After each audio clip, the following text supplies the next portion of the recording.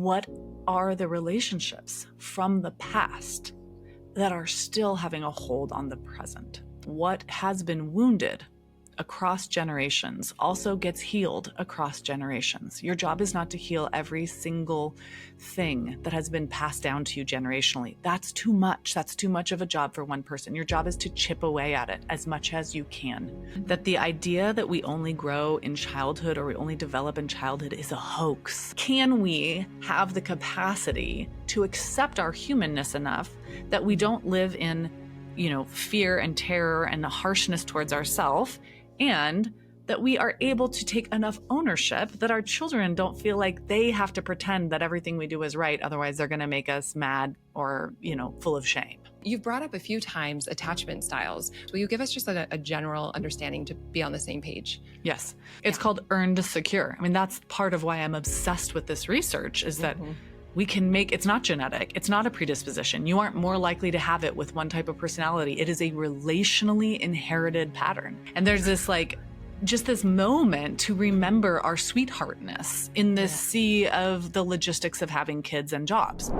Whether you're a parent, a step-parent, a caregiver, or maybe you don't have kids, but you want to better navigate your emotions and your nervous system, in today's episode, we're going to be unpacking all of it for you. So talking specifically about parent guilt, how to navigate tantrums with kids, and resolve conflicts in relationship. I'm joined by licensed psychotherapist and author Eli Harwood, who has 17 years of experience helping people develop secure attachment styles in relationship with their partners and their kids. This is a juicy conversation. I hope it serves you. Yay! I'm so happy that you're here. I know. I was sharing with you that my team and I just fell in love with you instantly. So I'm excited to share you with my audience. And both of us having been therapists, I think that we can agree that a lot of our relationships are mirroring to us what's not healed, whether that be kids or partners. Yes. And I think that a lot of the time people, if they don't know where their stuff is, they can just look for where's their conflict, because conflict can help us see what's looking to be resolved and tended to inside of us. And most people think conflict is bad. Yes. And really, it's just an opportunity to grow closer together if we use the conflict in a constructive way. And so I would just love to hear from you ways that we can better navigate conflict so that it's helpful rather than unconsciously hurting each other. Yes. One thing I want everyone to kind of consider is when you are entering a conflict, you're bringing with you a backpack full of your previous experiences of conflict. And most likely the conflict that occurred growing up, when you were a kid, that conflict has sort of a solid base in your body because it was probably on repeat. What did your parents do when they were upset with you or each other or your siblings? And that template has a narrative around it, you enter into a conflict and your body basically says something like, abort, get out of here. There's nothing good that can happen here. Shut down, people please.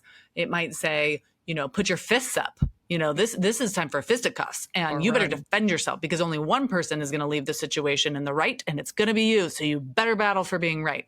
Yeah. Or, oh my gosh, this person might leave you if they're mad at you. So you have to figure out what to say in order to make sure that they're pleased and they're okay. And don't worry about any of your feelings or needs because that's not the point right now. The point is do not lose your connection. Yeah. So what's the narrative that your body brings up into your system when you enter conflict? Because what we want it to do, we want your body to enter conflict and go, this is uncomfortable. It must be an opportunity for growth.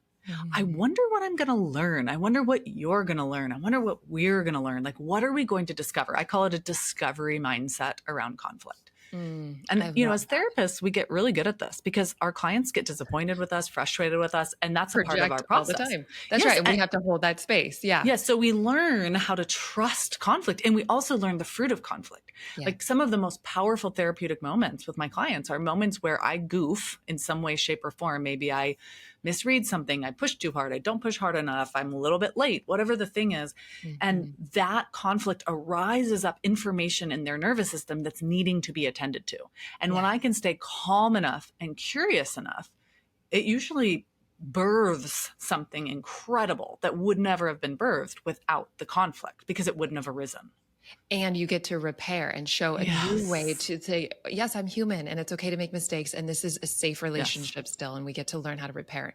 And maybe the first time that they've ever had that modeled and Yes. experienced. That's Yes. beautiful. And speaking to that, I know you speak to the power of vulnerability, and I do some of this work as well, where it's like teaching people to speak to the vulnerable truth underneath the defense, because Yes. oftentimes if we're speaking from the defense, we're actually going to create the very thing we're trying to avoid. So for example, if my husband is missing me and speaks from the defense and says, "You're always working," it would more likely create blame and defense inside of me to then create more distance, rather Yes. than if he were to speak the vulnerability, like, "Hey, I miss you and I'm afraid we're drifting apart." I'm going to drop into my heart and be like, "Baby, I'm sorry, I'm here," and Yes. lean in. And so, Yes. and it has to take a safe relationship to be willing to test out that vulnerability. But what do you share with people that have a difficult time opening up, being vulnerable, and what's the impact it can have in their Mm. relationships? Well, when someone is deeply guarded and defended in their close relationships, we know they have attachment trauma of some kind. Okay, because the human design is to have close relationships where we get to be really gooey and soft and messy and all of the things that are more intimate, right? We get to be that with our close people. So Mhm. if you have a natural sense of defensiveness as you enter into those gooey, messy places, we know you were trained to defend yourself Yeah. somewhere in your early relationship. So what I would say is, what are the relationships from the past that are still having a hold on the present? How can we look back with courage, with gentleness, with, Mhm. a openness, a willingness to look? How can we look back at your stories and understand why you needed this defensiveness? You needed it at some point. Yes. It was Yes. valid at some point. Thank And now let's look at your present situation and let's decide if you still need it or not.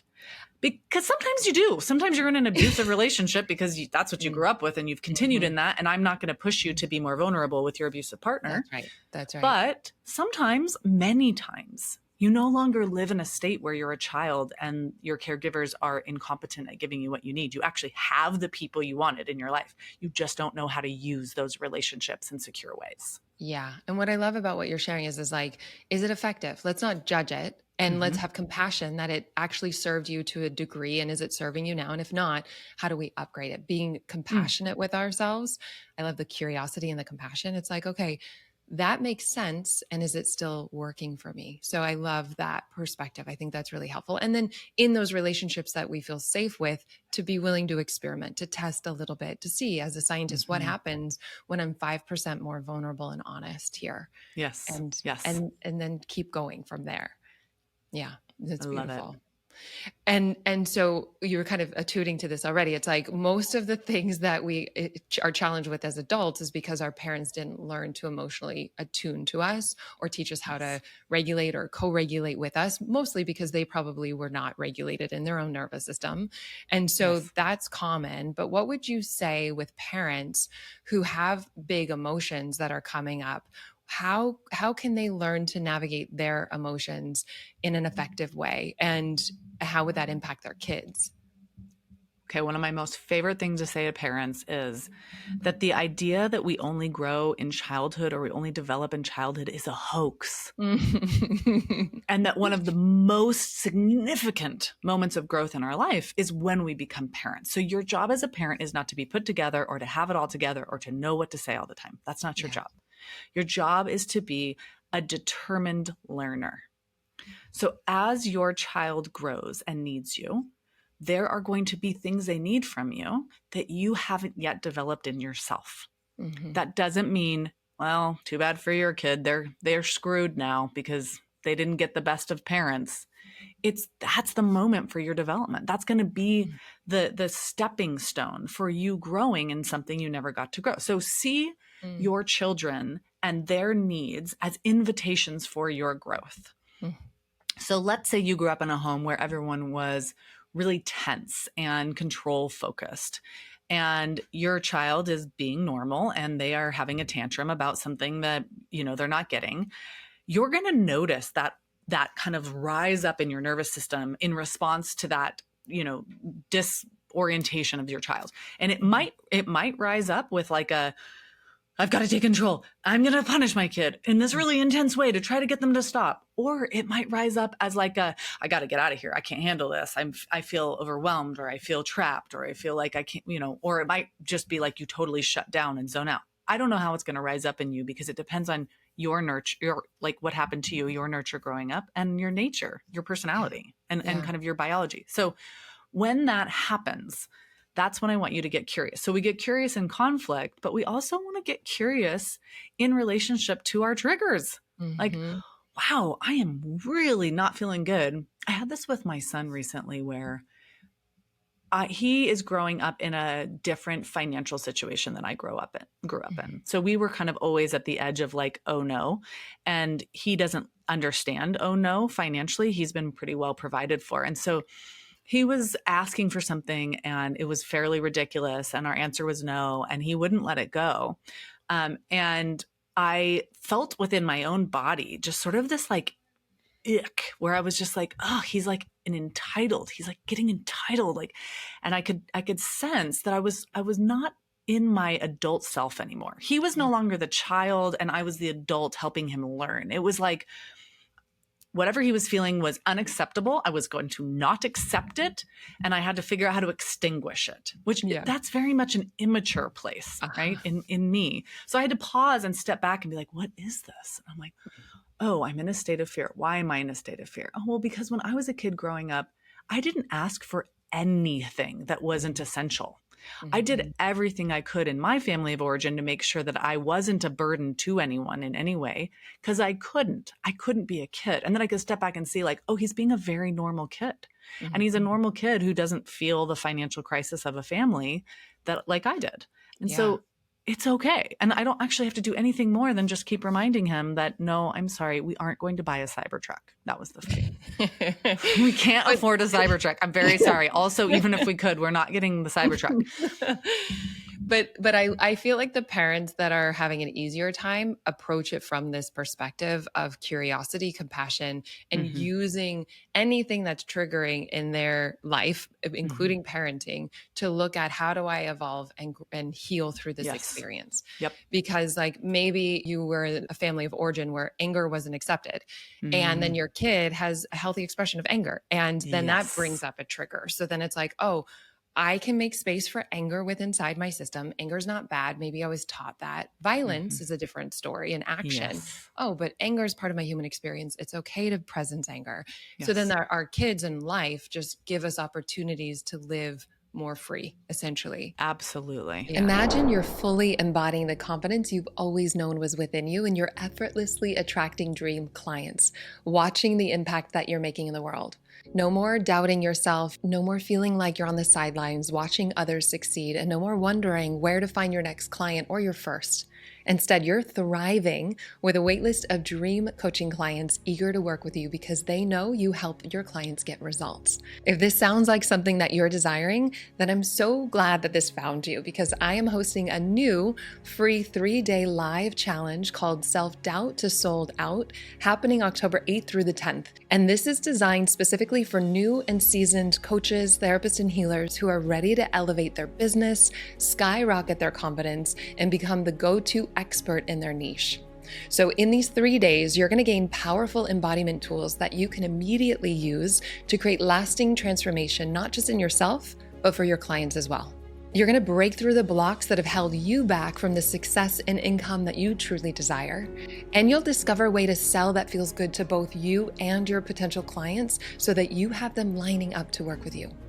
And so all of this is in support of you owning your confidence, becoming an in-demand coach. And the best part is that this challenge is completely free. And simply by participating, you're going to have the chance to win amazing prizes each day. So if you're ready to break through the barriers that have been keeping you stuck and start attracting the clients and the success that you've been dreaming of, this is your moment. Do not wait. You can go to alyssanobriga.com/challenge to save your spot for free now. Or you can click the link in the show notes to register for the Self-Doubt to Sold Out Challenge, and let's discover all that's available for you. I cannot wait to see you thrive. And I know you have with kids having these big emotional reactions, I heard this, and I don't know if it's accurate, but that kids are essentially unconsciously trying to take the parent down to their emotional Oh. state. I don't know if that's true, but it's an interesting perspective. And I know that tantrums, like the brain is starting to Mm-hmm. develop, but Mm-hmm. you've got 3 tips on how to manage emotional tantrums. Can you share some of those with us? Yeah, of course. So when a child is in an emotional state, I want everyone to remember they're not choosing that state. No one is like, I'm going to turn on rage. I'm going to turn on sorrow. No child can do that. They are being flooded with chemicals, neurochemicals, sensory chemicals responding to a situation in their life. So as a parent, I like to think of this as surfing. Mm. So when the wave comes up, my job is to not bring in my own wave, right? So we're not going to help anybody, prevent a crash by adding another wave into the wave. So my job is to stay separate enough from my child that they can sense my calmness, that they can borrow my calmness, but I'm going to take a little sip of the emotion that they're taking because they also need a sense that I can feel it. If we stay too neutral and far away, then there's this sense that we're disconnected and we don't care. And that increases the surge of a child's emotional response. So it's like, I am here, kid. I got you. I'm separate from you. I am not flooded with your wave of emotion and I can sense it and I know what it is. And so I'm here. And then half the battle is just riding the wave. It is allowing that wave to go up and go down. And depending how old your child is, how neurodivergent they are, when they last slept and ate, that can be a longer wave than other days. And Where are if you? you're on your cycle or what you Right. What are you feeling? Yes. Are you at Disneyland? Like what is happening here? What are all the different elements involved? Yeah. And then after the wave comes down, because the wave always comes down. I want everyone to hear that. The wave always comes down. That's when you want to melt together. So you've calmed your own body. You've connected enough that they can tell there's empathy, and then you melt together. That's where you're like, come here, kid. That was so hard. This is hard. Or I'm so sorry. I was so crusty at first, or whatever the thing is. You're going to reconnect and melt. And after that, that's when you can start to be curious. Like, oh, maybe you're curious within your own mind of like, okay, I've got to come up with a more clear boundary around when we have sweets and when we don't. Or maybe it's, something you have to do with them where it's like, okay, that was really hard. Maybe next time we should remember to put our blank where the blank is. I'm thinking about my son in library books for whatever reason. Like, let's put them in the same place every time so that when library books are due on Tuesday morning at 6:30 a.m., we are not running around like our chickens with our heads cut off because we can't find our book. But all of that happens after the emotional flood. That's where the strategizing happens. Yeah, because when they're in the emotional experience or the parent is, no rational thinking is going to make sense or be logical. No. And so really presencing the emotion and then reflecting and coming up with a new strategy. Yeah. So the let me break down like even on a simpler level what you're doing when they're in the wave. So in the wave, those 3 things, you're going to actually make your body smaller. So when children are in big emotional waves, they are going to perceive objects in the mirror as closer than they actually are, right? And so we're going to make our bodies smaller so they can sense that we're not out to get them or to hurt them. And then we want to use literally like get on your knees. Literally get down on the floor. Get down so you're smaller than them or at their level. So that will help their brain sense that they are safe, that you are not trying to dominate them. Yeah, yes. Beautiful. Then you want to have a expression on your face of empathy. So if your face is blank and your child is emotionally upset, as animals, we are trained to register blank faces in other people as potential threats. We don't know what's going to come next. So we have to have a soft, squishy face. Yeah. Right? Oh, I'm here. Yeah. I got you. This is so hard. You're so sad. You're so upset. They should be able to see that. And then our mouths should have like a sing-songy vibe to it. Like, I'm here. I got you. And it doesn't need to be like, I'm here. We don't need to sound fake and saccharine, right? But if we're like, you're fine, or like, I got you, that sounds different, right? And it actually negates the message we're trying to send because our kids can feel the tension in our voice. So we have to work really hard in this moment to be available and supportive. We're trying to support them because they don't have the brain structure yet to support themselves in a moment like this. So we're trying to offer them that sense that you're not alone. I'm here with you, and I don't intend to harm you, control you, dominate you, so that they can actually calm down faster. And that's teaching them and modeling it for themselves so that they learn how to self-regulate. And as we learn to be better parents and like soften our tone and really get just physically down or energetically down on our knees to the other person that's tender, Yes. we learn how to do that for ourselves. We learn how to do that for our partner and our kids. And, Yes. you know, when I was first starting to teach people inner child work, they would be, so sweet and innocent, but they would try to be like, you don't need to feel that way. And I was so excited to teach them about just saying like, love sounds like, I really hear that you're hurting. Tell me more. And it's the tone. It's like, you have space to be a mess. Yes. You don't need to be any different. I'm here with you. You don't have to go in at this alone. And so really just meeting them helps us heal. So we learn to do it for ourselves, but it really creates these beautiful, thriving relationships. So it's great. It's like, as a parent, you learn to do it to yourself and for your kids. It's like, it's a win-win. It just keeps evolving. And ideally in generations, we keep evolving where we came from, and I can hear a lot of parents that feel guilt, like, oh my God, I'm messing up my kids or I'm not doing it right. And I just want to call out, like, if those two stories or any of the guilt stories are coming up, the ego would love for you to believe that. And it's not true, especially people that are listening to a podcast like this. Yes. Clearly you care and you're doing your best, And so for parents that feel guilty, like, what would you say to them? What would you help to kind of calm some of that ease? All right. I have two different things to say. One of them is that what has been wounded across generations also gets healed across generations. Your job is not to heal every single thing that has been passed down to you generationally. That's too much. That's too much of a job for one person. Your job is to chip away at it as much as you can. And I think it's perfectionism that makes us feel like I have to do it all. My kids can't have anything at all. No, that's not realistic. And also, I think, what a weird thing would it be to come into parenthood and be like, my parents did everything exactly right. There's nothing more for me to improve upon. Like, I really that's hope a red flag as a therapist. That's a red flag. I had a perfect childhood. Right. I mean, I hope my kids, they're going to be having been raised by the attachment nerd, right? Like, I've become like a well-known parenting expert. I still really, really hope that they grow up and they're like, that could have been done differently and better, or this is what I'm going to improve upon, because I want each generation of humanity to get better at taking care of each other. And I don't need to be seen as a perfect or good parent in order for that to happen. So I guess I would say, pick the things you feel like you can do, and all of the extraneous stuff that you're like, I don't know how to do that. Just take a deep breath and be like, maybe that belongs to my kids, right? I'm going to do the best I can to unpack the luggage that I know how to unpack and open and load so they don't have to carry that luggage. But I also understand that there's probably going to be some stuff, and that's okay. That doesn't mean I failed. That means I did my part, and this was a very big job. Yeah. And I'm just hearing my kids, I have 3 stepkids, and they were 6 months, 1.5, and 3.5 when I got them. So I went from 0 to 3.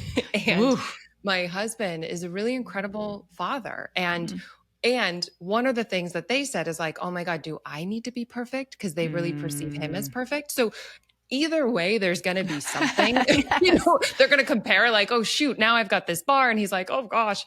And, he messes up, of course, like every human will as well. And so I think also modeling, hey, when there's a rupture, how do I repair that? How do I apologize? And so maybe and not beat myself up as a parent, and not, to model self-compassion, to model, hey, these things happen, we will figure it out.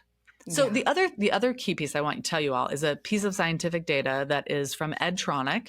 And Ed Tronick has done a lot of work around attachment. He invented something called the still face experiment. That is a brilliant experiment. You could look that up to learn more about it. But through his longitudinal studies, which means studies where they watched kids over time and they watched the parent-child dynamic, he estimates that the secure parents, so parents that are secure in their relating, are interacting with their children in connected and synchronous ways 30% of the time. So the other 70% of the time, maybe they're doing chores, maybe they're disconnected for practical reasons, but there also are times where it's just like, you don't know what to do and you're cranky and you're off, or your stuff is coming up. Yeah.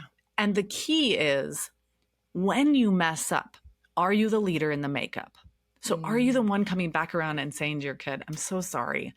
I got really scared. I overreacted. Or I'm so sorry. I was so tired. I underreacted. Can I try again? Can you show me that drawing again? Because I really want to give it the, skip, hop, and a jump it deserves because it is real good. Like what you did there with the unicorn, that is something I have not seen you do before, So can we have the capacity to accept our humanness enough that we don't live in, fear and terror and the harshness towards ourselves, and that we are able to take enough ownership that our children don't feel like they have to pretend that everything we do is right. Otherwise, they're going to make us mad or, full of shame. Yeah, that's beautiful. That's beautiful. Yeah. So I would imagine these are some of the components for effectively apologizing, which is leading, unpacking it, sharing how you're compassionate with yourself, that repair. Anything else that you would add? Well, I love to take the word accountability and use it like we would with like being an accountant. So be an accountant of the ways that you flub. So if I'm an accountant of the way that I'm flubbing, I'm going to have like a column that I'm going to mark out for, oh, I did this and I did that and I did this. And then there's going to be a column next to it for like, I think that made you feel this and feel that and feel this. I'm going to take account. It's not going to be, I'm a terrible parent or, well, you made me do that. It's just simply acknowledging. Yeah, I was kind of a little bit harsh. I had a really hard thing with a friend going on in my life. And it was just kind of overwhelming my nervous system. And my kids, one of my oldest kid had kind of heard about it. He knew a little bit was happening because he had listened to me, my husband, he was eavesdropping. So he knew a little bit. And I had just all the energy that I normally have for regulating my kids was going into this like friendship crisis situation. And so I came into his room at the end of one day and I was like, I am really sorry. Like this whole thing going on with my friend, it's really taken a lot of my energy. I haven't had as much patience and whatever. And he goes, you think? And I just laughed because I'm like, good. Yeah. Right. But that was me taking account. It was like, I'm not having this. And and I said to him, like, how bad has it been affecting you? Like 1 to 10. He's like, it's a 6. I was like, well, that's pretty high. He's like, yeah. It's like, what do you need? What do you need for us to, feel repaired? He's like, it's okay, Mom. We all have our days. Right. Like that was enough. But part of why that's enough is that I regularly take account of my behavior. If I step on his toe on accident, I'm going to go, oh, are you okay? I'm not going to go, well, you shouldn't have put your foot where my foot was. Right? Right. I'm also not going to go, I'm an idiot. I'm such an idiot. Why did I do that? Like this is the dance of relationship. We step on each other's toes. We step on our kids' toes. It's just part of what happens when you're dancing. So acknowledge where you stepped, how it felt, and then get together with what do we need to do this differently? How do we prevent as much as we can that type of step again in the future? Yeah. We just clean up our part and then they learn how to model that. And I'm just such a fan of people doing therapy, people doing coaching, like looking at themselves, because the more we do that, the better our lives are, the better we can pay that forward. And without, like you're saying, the guilting and shaming ourselves, and also not externalizing, like we can internalize it or externalize it. Or the other way is this more conscious way, which people are really waking up to right now. And to me is the best use of somebody's life force energy is to model and live with open hearts and minds and to be an example. So Amen. Just a plug for this. And you've brought up a few times attachment styles. We haven't spoke too much about them on the podcast. Will you give us just a general understanding to be on the same page? Yes. So in a perfect world, the human attachment system and drive kind of works like our hunger drive or our thirst drive or our safety drive. We are wired to be instinctively in close proximity to people that we are close to. We call our attachment relationships our close relationships. And if those relationships are secure, then we create a pattern where we reach for those people when we are in distress or tenderness, and we receive their presence and their responses to us as soothing balm that help us regulate.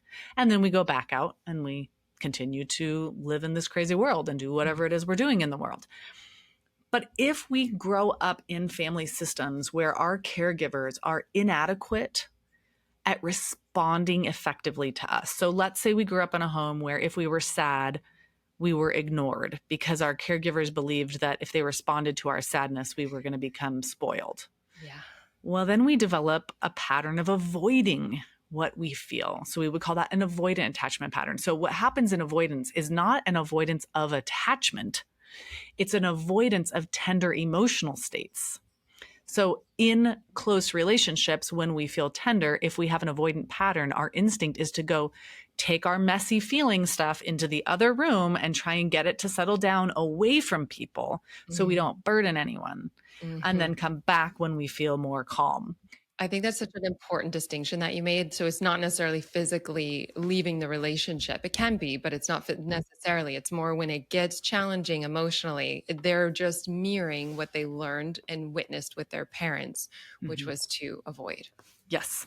Because if I'm feeling tender and my caregiver is going to dismiss what I'm feeling, or actually same effect, if they're going to overreact to what I'm feeling, they're going to go into hyper distress mode themselves.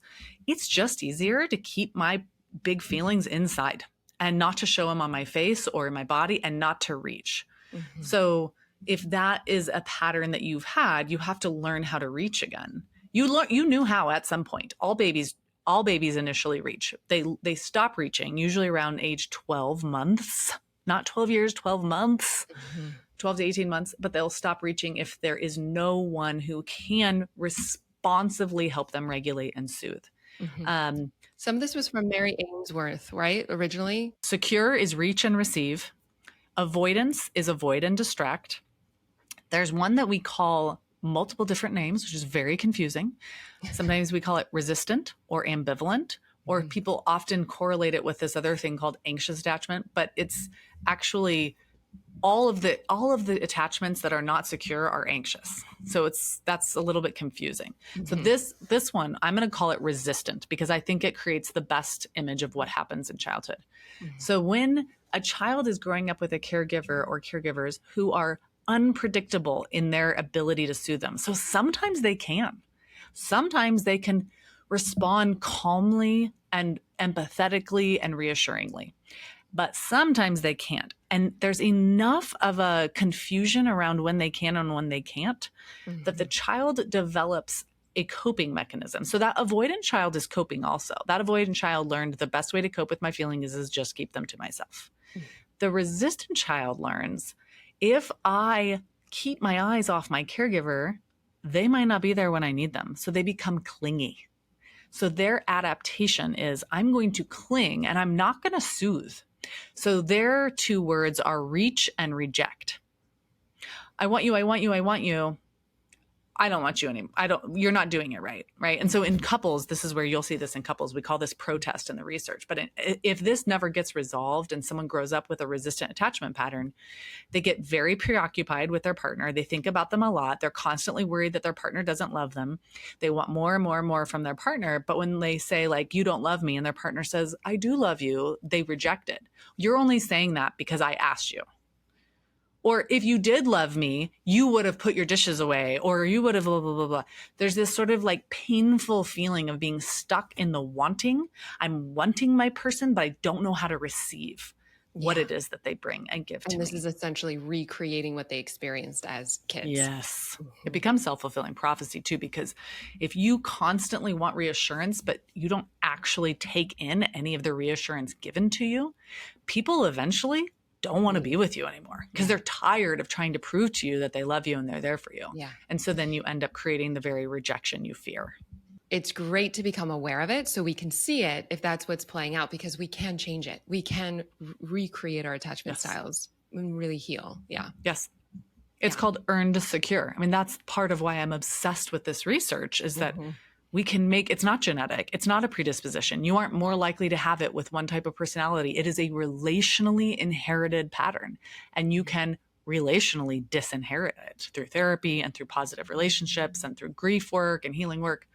The last category that we should still acknowledge, it's really painful, is people who grow up with parents who are scary or dysregulated at such a level that they're frightening to the child. So if a child has a parent who is deeply mentally ill, like maybe they have schizophrenia or schizoaffective disorder, they've never had treatment for those things, or they're on a serious drug like heroin, meth, cocaine, or they have abusive attitudes, or they are abusive, then a child's attachment instinct gets scrambled. Because if my instinct is to seek refuge in a caregiver, in an attachment relationship when I'm in distress, but my caregiver is a source of danger and distress for me. Mhm. Now what? So kids who have that terrible, terrible childhood experience of not having a safe person to run to end up with more of a reactionary response to their distress. So they don't have a clear coping pattern, and they tend to go fight, flight, freeze, fawn, faint when they feel tender or insecure, as opposed to the strategies in those other categories that are more clear. An avoidance strategy, even though it limits intimacy, it does have a clear way to cope. This is how I'm coping. And even though the resistance strategy creates a lot of intensity in a relationship, it's a clear way to cope. I'm coping through the reassurance. When someone has a disorganized experience, they can't cope. So they end up dissociating a lot, which is really hard. Yeah. And with a good therapist and having the willingness and consistency, you can heal. Yes. Yeah. And that's why I think we both love this work and want to be a proponent of it, and just to help people become more aware. And then we also don't pass that on with our kids, and we can then receive the love that we're wanting. And those were coping strategies because they were the best we knew how at the time. They were actually smart for the environments that we grew up in. So, amen. Yeah, we get to do the work and heal it in relationship as well, because that's where it feels like it's really integrated. Because sometimes we can do our own healing work within ourselves, but it's really just hyper vigilance and over self-reliant as a fear of not being hurt by another. And so we just have to be really honest with ourselves where we're at, within any of the spectrums. Absolutely. I think back in the day, people used to think like put the kids first was the order of priority. And then they're like, wait, if the couple's good, then the kids are good. And now I see people seeing that like, hey, when I'm good, then all my relationships are good. My partner, my kids. And so self-care is obviously really important, but I'm wondering for busy parents, especially with younger kids, are there any kind of self-care practices or rituals or things that you can recommend for them so that they prioritize and really help shift this cultural narrative? Well, first, I just want to say, I think sometimes we get caught in the order of operations when the reality of parenting is far messier than that. I don't know, I guess my answer is do what you can. If you have a moment to have a couples moment, absorb it. My husband and I do this thing where when we see each other at the end of the day or at the beginning of the day, we hug, and there's just this deep meltiness to the way we hug. And occasionally one of us will say something like, we're on a beach, we're by ourselves, there are only books and chips and salsa and whatever. And there's this just this moment to remember our sweetheartness in this sea of the logistics of having kids and jobs. And that really helps keep us anchored in that. And it makes it more likely that we're going to want to have sex with each other at some point when the opportunity arises. And when that opportunity arises, we try to take it because you never know when it's coming again, right? Same for self-care, same for care with your children. I think do the best you can to be responsive to these sacred moments when they arise. When your child runs into the room and they're really upset because they fell down on their scooter, take that moment to scoop them up and hold them close and remind them that you're a refuge, because at some point they're going to be 17 and they're going to scrape their knee and they're going to call their girlfriend or their boyfriend, and you're going to be like, what? The opportunity is no longer arising like it used to, So I think take each of those opportunities to take care of yourself, your relationship, and your children when you can, and know that you're not going to be able to do it every time. And we know that the human brain operates from a bottom to top organization. So if our physical needs are met, then our social emotional needs will be easier to navigate, right? So if I have rested, eaten nutritiously, exercised, taken my meds, whatever the thing is you need to do to take care of yourself physically, prioritize. If things feel out of control and you're like, I don't know how to take care of myself, start small. Take a 20-minute nap because you haven't been sleeping through the night. Don't try to get those emails done that you're never going to get done anyway. Lay down, take a 20-minute nap, try to give yourself that physical thing. If you really struggle to get yourself enough food, prioritize, half a night a week where you and your kids have a chop party and you chop up healthy food that you will then eat because it's been pre-prepared, because you won't prepare it during the week because you don't have time. But I would say start with the basics. If you don't know where to start with the basics. Start with going on a walk, every other day. Try to move your body, get your body fueled, get your body rest. And then the last thing I would say is do something that is just for you, and this can be very simple. For me, it's like putting on my makeup and looking sort of like I have it together since I don't. And it just feels nice to like look like that a little bit. Or it might be, getting your nails done, or it might be something that's more deep, like reading poetry or listening to music that your kids hate, but that you love. Like that doesn't have to be a 3-hour thing or expensive. Like that can just be, I am going to do one thing today that is not about anybody else. It is simply about the joy it brings to my body and my nervous system to remind me that I do exist outside of my relationship to my children. Yeah. And that models for them self-care, right? So Mm-hmm. it's like it's good for you, but it's also good for your family to see that. And if we Yes. don't heal those at the root or prioritize that, then it will show up in other areas with our work and Yes. overworking and burnout. And so it's Yes. like, it's just, we may know these things, but I love how you make it practical. You make it incorporating with the kids, it could be, or with your partner, and make it fun and silly and Yes. age appropriate for like, okay, yeah, whatever it is. It doesn't have to be a big thing, but it can be No. something simple and playful that you do together, which I love. Yes. So I'm curious if you have seen some of these parenting styles that have changed over the years, and what some of the lessons are that we should keep using, and some of the things maybe that we should be throwing away. I know you talked about like the baby crying and just ignoring the baby crying. What have you, just along the way, what have you learned that we should be more aware of and seen? I think that we as a species love swings. We do tend to swing one direction or swing the other direction, right? And I think there was a really strong behavioral swing for a long time that was very focused on like, make sure that kids are doing this, doing that, use whatever punishment and rewards you need to do to get them to behave well. Behavioral health was even the term, right? Now that's starting to shift. I do think that I'm a little nervous that we will swing too far in the other direction, where parents think their job is to keep their kids comfortable and to never ask them to grow and respect limits. And so the way I think in my brain, and this is true to the research, is we want to have a relationship with our children where we cultivate significant structure. So high structure, things like routines, rules, expectations, but also high nurture. So empathy and understanding and connection time, but that we're doing both. So, like in my home, my kids know that we don't spit at someone when we're mad at them, right? But they also know they're allowed to have anger. So, if my child is angry and spits at their sibling in response to their anger, I'm going to come in with that structure. We don't spit our anger out at people. We find our words to share it. I'm going to stand between you and your sister because it's not okay to spit at her. Let's find those words because I think you're really mad and your anger is really important to me and I want to figure out what happened.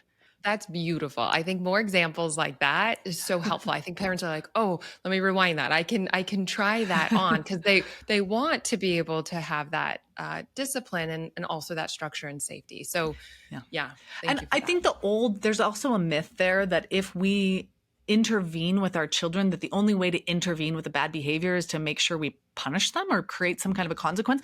And that's actually just false. I mean, you see this in adulthood, you see this anywhere. Like when we cultivate a punitive relationship with someone, it erodes trust.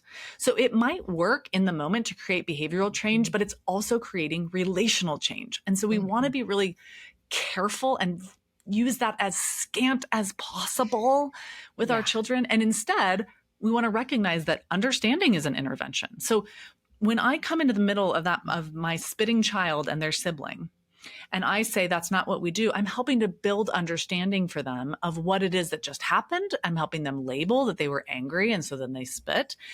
I'm also going to give them the type of understanding that helps them learn about themselves.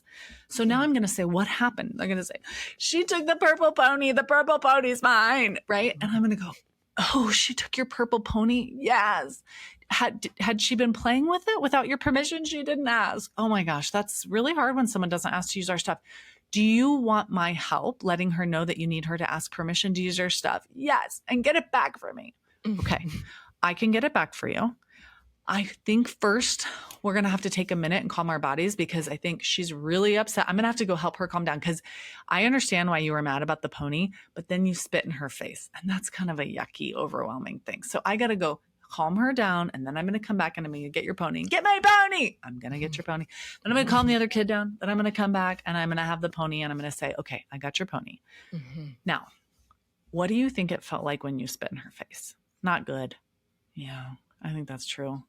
What do you think we need to do to make it right? Say sorry. You think so? Do you think that's the thing? Maybe I can let her play with my pony for a little bit. What a great idea. You're like, you're entering this place of interpretation and compassion and curiosity that is leading your child to learn how to develop those things for themselves and for other people. And it isn't like, that's not going to mean tomorrow she doesn't spit at her sibling, especially if she's under the age of 7, because she lacks the medial prefrontal cortex, the part of the brain that connects feeling and thinking. She doesn't get that till she's about 7. But it will, on repeat, become integrated. And so we're going to keep repeating, and we're going to keep repeating, we're going to keep modeling. And over time, it's really kind of incredible. Like my 9-year-old son, I remember having moments when he was like 4 and 5 and thinking, oh dear God, this is not good. What have I done here? And then those parts of the brain developed and it was like, oh my God, what have I done here? He's so charming and lovely and whatever, and it's like half of parenting is just staying calm enough to like trust the process. Just keep going, trust the process. They're going to develop. And as long as you aren't overreacting or underreacting, they're going to be fine. Yeah. Yeah. When I became a stepmom, my mom's like, just love them, because it was overnight for me. I was like, wait, I didn't have 9 months to look at the parenting manuals. I probably would have dove into that. Yeah. She's like, just love them. And I love what you just shared, because it was like asking them questions for them to start thinking through, like, what could you do? So you're prompting them in a certain way. I know one hack that I loved was like asking them, what are your choices? What are you choosing? To like, just to support them rather than having to come up with it for them, but just encourage. And so, with this conversation with discipline and empathy, thinking that, I think that in the short term, you were talking about it can create them to stop doing the thing that we don't want them to do, right? There's a lot of control. And yet then they're susceptible to being overpowered later, right? That they're susceptible to having their authority squashed if that's the primary way of parenting, which we also don't want for our kids. And it doesn't feel good. We can't control. And so how do we navigate our own nervous system? And then, like you're saying, model for them to learn how to navigate theirs. What do you find with parents that talk about this balance, or it's not a balance, but really, like, what are some of the common pitfalls or challenges they have with discipline? And what are some of the insights you can share with them beyond what you've shared here? So I think our common pitfalls are believing that it's our job to make our children comfortable and therefore becoming permissive and indulgent. Kids need limits in order to grow. We all need limits in order to grow. So I would say that's a big pitfall. And that usually comes from having grown up without affection, nurture, and love. And so confusing indulgence as nurture, but that's not nurture. It's not nurture to give a child everything they want and let their emotions make the parenting decisions. It's nurture to be compassionate. It's nurture to be affectionate. It's nurture to show our kids delight. It's different. And then the other one is getting compliance and cooperation confused.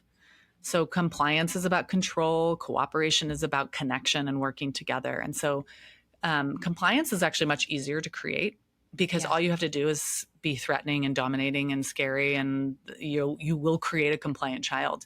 But cooperation is a very nuanced, complex thing that we all need to learn. And it's something that, as an American right now, I'm like, oh my gosh, there's like not enough cooperation. Like we're dealing with so much like political dominance relating of like, I'm going to get you to be dominant. I'm going to get you to be, it's like, how do we get back to a place where we're nuanced? We're like, how do we cooperate? How do we live together? Right.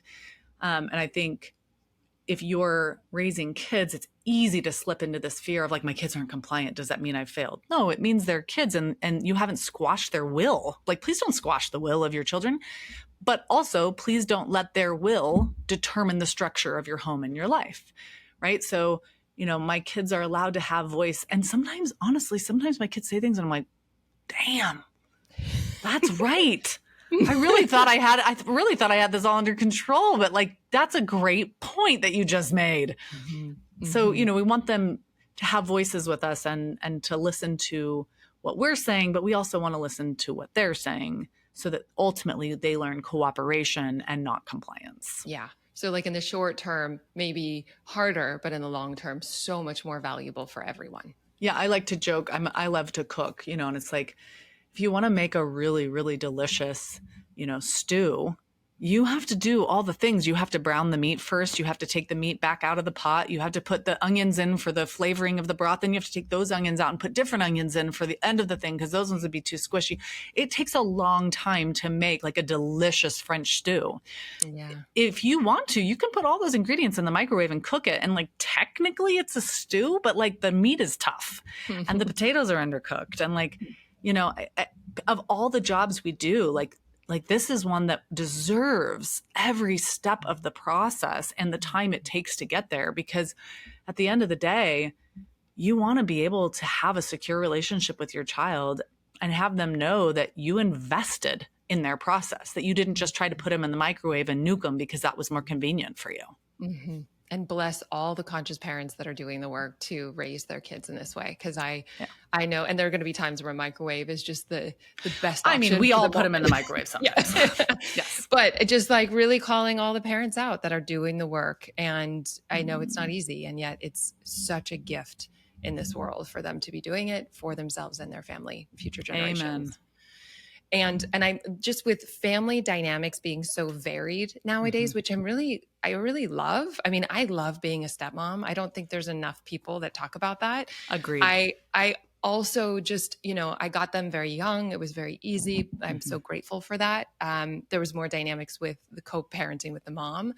And now it's in a really beautiful place. Took years, but that was also using my personal development path for everything. And so with specifically with stepkids, are there any key principles or things that we can be aware of to better foster trust and connection so the kids feel safe and that they're supported, or things that you've seen not work within family systems? Around stepchildren specifically? Yeah. So I would say the expectations are a big thing. So when you're going into that relationship, I want you as the step parent to be thinking about, who do I want to be in these children's lives, not how do I want them to see me, or how do I want our relationship, our connection to be, because there's so many dynamics there. Like, kids often feel disloyal to the biological parent. And so then they will reject a step parent, not because they don't like that parent, but sometimes even because they like them so much that it feels confusing and threatening to their other bond. Yeah. And especially if that, other parent is in some way narcissistic or problematic, like they will, know that their parent is threatened by you. And so, so your job is not to make a child act a certain way with you or be close to you in a certain way. It's to decide, who do I want to be? How do I want to show up in this? And I think, remember that there is incredible value in being a bonus parent in a child's life, that, it can feel really painful that you don't get to be the biological parent. And you could probably sit in that rejection for a long time because it's painful when you're like, I don't get to be like, quote unquote, see the air quotes, real mom or real dad. But remember that most of us got through our childhood by having bonus parents. So it is not about you being, that center person. It's about you being yourself and offering what it is you offer. Yeah. Don't rush it, give it time, don't pressure it, but also don't be so hands off that the kids can't tell that you're invested. Yeah. Right. So it's like, light up when they come into the room. This is something I would tell any parent, but I think it's especially powerful with step parents. Like, when those kids enter the room, like, hi, you're here. Like, make sure they know they are wanted by you. That is powerful medicine to the heart. Talk very respectfully about their other parents, so that they can sense that it isn't a competition, that you aren't threatened by their relationship to them.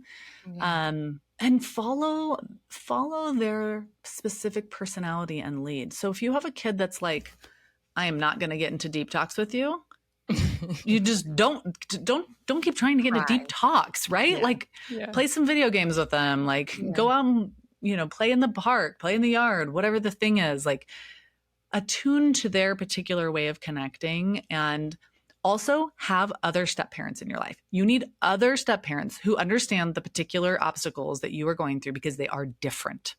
I agree. I agree. I felt like when I became a stepmom, I didn't know anyone else. So I found somebody online, a friend of mine now. I reached out to her, Melissa Ambersini. I reached out because I was like, you're the only other stepmom that I see online doing similar work. And Mm. I just wanted to connect. And I think it matters the age stage. And I think it matters if Yes. I wanted to have kids or, Yes. you know, Yes. the Yes. family dynamics, Yes. all those things. But everything you're sharing is universally true. Yeah. It's like light up when you see them, like make Yes. sure that they feel wanted, connect Yep. in the ways that they want to connect. That's And beautiful. I have two step parents. So I am the child of divorced parents, and both of my parents are remarried, and I adore them. And they're important Mhm. people of my life. And they've both done things that my biological parents weren't naturally adept at. And I'm so Yeah. thankful for them. And my kids love them, and they're grandparents to my kids now. And so I think just know that like someday the kids that you are helping to raise will become grown-ups with fully developed brains who will be able to reflect on the fact that you're kind of an awesome step parent, Yeah. Yeah. and they'll be glad that you are in their life. Yeah. Yeah. And for me personally, I didn't share. I was like, they're going to figure things out. I don't need to Mm-hmm. put my biased input, and I just Mm-hmm. keep loving them and keep my heart Yes. open. And one of my regrets is that I didn't want their mom to feel Mm-hmm. threatened by me because Mm-hmm. for Yep. whatever reasons. And so Yes. I withheld some of my love, and that was some of my regret. So Oh, it's like, yeah. You didn't want I to step just on her want to, toes. But then in hindsight, you're like, wait a minute, but then I that wasn't isn't true my to my primary own. job. My That's primary right. job is to make sure that they can feel that I I really love adore them them. and love Yeah. them. Yep. Oh, Yeah. I Our love you oldest. talking on this subject. I'm so thankful for you talking about it. Yeah. I just want more people to feel permission just to stay true to themselves. And like, 2 out of 3 are leaving in 10 days to college, Oh, one to Switzerland to go to boarding school, and the other one to Berkeley to go to college. And oh, so I'm like, okay, but this is still time, there there's is still always time. more time. It doesn't end when they Yeah. leave. Yeah. Absolutely. I Yeah. love it. And, I talk about that in my book is that there is a point, my last chapter of my book is when letting go is staying close. There's a point when our Mm. kids they launch and they need us to let go in very particular ways in order to remain close in the ways that make sense ongoing in our lives. But that bond we have with our kids, it never stops. Yeah. It Yeah. can get yucky and it can get disconnected, but it's still there. No one like grows up and forgets they had parents, right? Yeah. It's like it's always with us. And Of so, course. we want to work really hard to cultivate the secure connection with each Mm. stage of development with our kids so that they can have that sense of relying on us when they need us and belonging with us. That's something we want them to always feel, whether they're 2 or 72. Yeah. Yeah. Yeah. And just in terms of like co-parenting, any words of wisdom that you've discovered around co-parenting, just so people can hear, see from a fresh Yes. therapeutic perspective? Yeah. I mean, I would say focus all of your energy on what are the needs of the children. Because if you get stuck in that, but this isn't fair and they shouldn't, and you're going to start battling around things that actually don't ultimately matter that much, Mhm. but feel like they matter because they're unfair in relationship to the person that you are no longer with. And so you've got to go, just always bring yourself back. What is in the best interest of the kids in this situation? And sometimes that will mean like taking someone back to court, but most of the time it doesn't mean that. Most of the Mhm. time it's like, fine, yes, you can drop the kids off half an hour later than you said you would. Mhm. Like what's in Mhm. the actual best interest of my kids right now? Is it that I like put my foot down and I say, no, you can't? Nah, probably most of the time it's not. So working really Yeah. hard to do that and make sure you have wise counsel in your life. Make sure you have people in your life who would tell you the truth, who love you enough to say, I think maybe you're battling this out not for your kids, but for your own ego because it sucks that person didn't do that, and can help you come back to a place of making mature decisions. And what I just want to say is it's hard and I'm so sorry. It's so hard. Mhm. But also Mhm. you can do this. And my parents Mhm. did this fairly well when they divorced. I would say, there are some pieces they didn't do perfectly, but overall I never felt like I had to choose and I didn't really have to be in the battles with them. And so I think, you know, do your best to be mature and make mature choices, even if the other person isn't. Yes. And there's a lot of gifts in co-parenting, like when Yes. we have the kids, my husband and I have to do a lot of work. Like we have a different marriage with the kids and without the kids. And Mm-hmm. so having that space to also Yes. plug into Yes. ourselves, into our marriage. So there's other gifts that can come with it too. Absolutely. So just in closing, if you would share with parents something that could really support them and just help them feel settled in their parenting, what would you want to leave parents with? Your child and you are both wired for being securely attached to each other. That hardwiring is there. You don't have to make it up, you just have to access it. So, this can be learned, this can be earned. It is not something that has to be done perfectly. And there's never a point in your dynamic where it's too late to make a U turn and become connection and relationship focused. It's never too late. It's beautiful. Yeah. And I know you have a book that's Yeah. coming out. Share with us all the details. How do people stay in touch with your work and all of the brilliance that you're sharing? Okay, well, my book is called Raising Securely Attached Kids, Connected Parenting for Confidence, Empathy, and Resilience. And you can buy it wherever you buy books. It's on pre-order now. It's out September 3rd. And you can find me running my mouth on the internet at Attachment Nerd on Instagram and TikTok and Facebook. And if you are looking for like a deeper sense of okay, I actually need some help, I have some coaching resources. I have a parenting program, a 6-week program to help parents. You can go to attachmentnerd.com and kind of check out all the goodies there. And just know that I'm so glad you're here and I'm so honored to be a part of this conversation, and that I feel like any of you who are listening can do this work. It's possible. Yeah. And we'll put all the links below. Thank you for doing this work. I shared with you in the beginning. This is what changes the world. It comes back to kids and us doing our work so we can be better stewards in the world. And so thank you. Amen. Thank you for having me. So good to be here. Good. Yes. Thank you so much for doing this work that changes the world, starting with yourself. It truly does make a difference.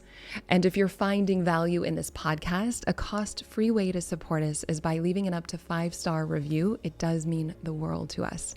And as a thank you gift, we're going to send you one of the most powerful tools that you will ever discover. You're going to get behind the scenes access showing you how to live into your full potential without letting fear hold you back from stepping into your dreams. Just head over to Apple Podcast or Spotify and leave a review now. You can take a screenshot before hitting submit and then go to alyssanobriga.com/podcast to upload it. And make sure to have your automatic downloads turned on wherever you listen so you don't miss any of the upcoming episodes. I have so much magic I can't wait to share with you. And you can find all this information in the show notes below. But lastly, if you're on Instagram, I love connecting and hearing from you. So come on over and say hello. I'm at Alyssa Nobriga. Thank you again for being here. I cannot wait to share more with you.